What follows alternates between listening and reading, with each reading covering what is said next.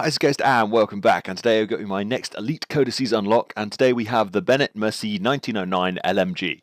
Now, I have to say, rather embarrassingly, my dyslexic brain, when I first read this in Battlefield 1, for a fair few months I was convinced that it was the Italian LMG of the Benet Mercie LMG. There were a few reasons for that. As I said, my dyslexic brain read it as that, and I just didn't even sort of look at it very carefully. I was just convinced that it was that. And secondly, for the fact we didn't have the French army in the game and we had the Italian army, I assumed we must have an Italian LMG. And it wasn't actually until it got around to me unlocking the Elite Codices for this weapon, I went, hang about that doesn't say Benetti, does it? And I had to Google it, and it is a French weapon, and I feel eternally shameful for it. But moving swiftly on from that, this weapon is a bit of a beast in the game. It hits a very weird spot. You can do incredibly well with this weapon, but you have to really think about your engagements. It is not going to be able to beat pretty much anyone in close quarters. It has one of the slowest times to kill out of all of the weapons in the game, and I think it has, well, technically has the slowest. Well, it doesn't technically have the slowest rate of fire. It did have the slowest rate of fire until they included the Shellshat with the latest LMG with the latest DLC. Although the Shellshat does have a much higher damage model in it, so its time to kill is much higher. So this has one of the slowest times to kill at all ranges. However, it has literally no recoil. If you want a weapon that just requires no skill to use whatsoever, you equip the Storm variant of this and just hold the trigger down. You will not need to do any form of recoil control. And I like to be lazy every now and again, and I did get all of my 500 kills for this weapon unlock all on the Storm variant, because you know what? Why try? What was the necessity of trying to do recoil control when you can just hold one trigger and have fun? And this weapon requires so little time to actually, or so little expertise to be good with this weapon.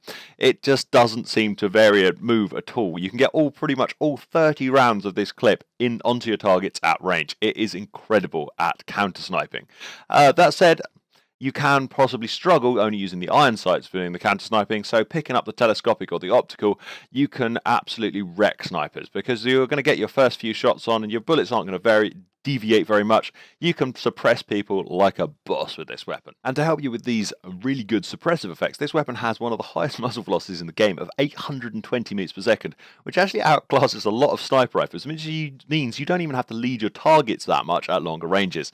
It is very, very good at long ranges. However, it does have the negative that it is pretty useless at close range. You will occasionally win gunfights at close range, and I do win a fair few through some of these clips.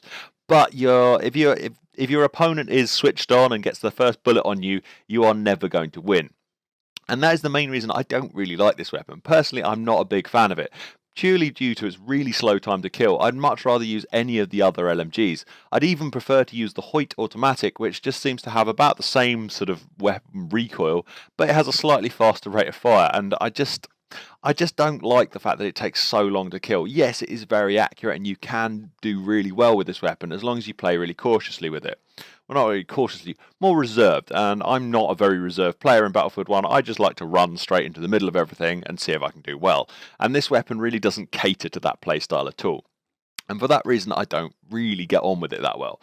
It does, however, have a really good reload. It's one of the faster reloads out of the LMGs, which does mean you can constantly get a lot of bullets down range, which is nothing to turn your nose up at. Now, I've briefly mentioned all of the three different variants of the weapon, which is the Storm, the Optical, and the Telescopic, and I just want to go through them and sort of give you my 2 cents on each of them. Now, as I said, my favourite is the Storm variant, purely for the fact I don't have to even think about recoil control. Usually you've got to think that your weapon's going to jump around a little bit due to its recoil. With this weapon, it basically has no recoil anyway, and the Storm variant just takes that completely out of it. You don't even have to think. Yes, your bullet deviation is a little bit more and your aim down sight accuracy is a little bit less than the other variants, but that sort of lack of having to even think about that aspect of it, and you can think about something else. Usually with me, it's trying to restrain myself from just running in at people, but you can usually think about which way you're going to engage a little bit better with this weapon, purely for the fact that you don't have to think about where your gun's going to be bouncing around. Now, that's the main reason that I like this variant of it.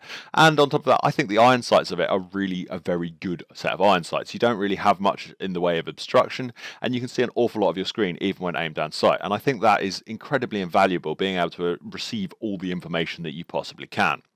And I don't think it really affects it massively at hugely long ranges. However, not everyone is the same as me, and the other variants are the optical variant, which means that you have better aim down sight accuracy and even better aim down sight accuracy when you're moving. At least when you're aim down sights and walking, you're going to have pretty much the same accuracy as the Storm when you're standing still, which is nothing to. This is always a very good thing, and being able to be constantly moving is very useful because you're going to give yourself a massive advantage in most gunfights.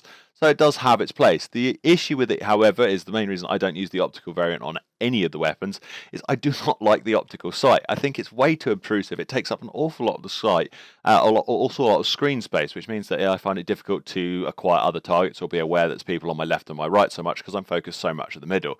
With these open optical sights that I use on the Storm, I think you can see everything around you, and it makes it very easy to acquire other targets or sort of prioritize which target you're going to shoot at and see which one you're going to go with next. Now, the other variant, which is probably the strongest variant on this and really does excel its counter-sniping capabilities, is the Telescopic. You get a sort of semi-sniper scope on it, and I think you can have from a 2.5 times zoom up to a 4 times zoom on it. If I was going to run it, and I have every now and again, I run a 2.5 zoom on it. I do that with pretty much all of my weapons. I don't like to be zoomed in very much. As I said, I like to be able to see the whole battlefield all the time and what's in front of me, and I can kind of pick out what I want to shoot at. Though, as I said, it does really excel the weapon's strengths and characteristics about it in the fact that it has that incredible aim down sight accuracy, that high muzzle velocity, that great ability to wipe out snipers and actually beat snipers at longer ranges, and you will wind up snipers immensely with this weapon because you can be so accurate with all your shots, suppress them and get more shots on target. Although you do every now and again get a lucky sniper who gets his headshot off even when he is fully suppressed.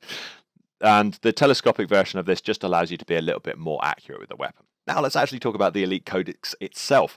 The lovely extra bit of information that we get from DICE and the time that was put into this and the research that's done is very appreciated. And I love my little history lessons, and that's part of the reason that I'm really keen on unlocking all these Elite Codexes. Now, the bits of information that I found most entertaining about this Elite Codices unlock was this weapon was first really used during the Mexican Revolution by the US troops repelling the border, and they dubbed it as the daylight gun, purely for the fact that this weapon was really good to use during the daylight hours. However, as soon as the sun dropped below the horizon and the light faded, it was very easy to load the magazine in upside down and cause a weapon jam. This, however, was decided that it was a lack of training that caused this error and nothing more. And this was a contributing factor in this weapon being replaced by most of the Allies as their primary LMG. Although it was still used as a mounted weapon on a lot of vehicles, they tended to phase it out for their own choices. The British moved over to the Lewis gun, the Americans mainly used the bar, and the French, although this was the French weapon of choice, they phased it out for the shell shot purely for the fact that the shell shot was an awful lot cheaper to produce, and they wanted a mass amount of numbers of automatic weapons coming in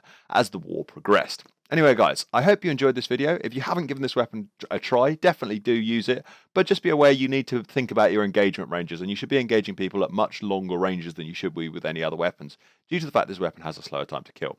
Anyway guys, I hope you enjoyed this video. Thank you very much for watching, and I shall see you next time. Goodbye for now.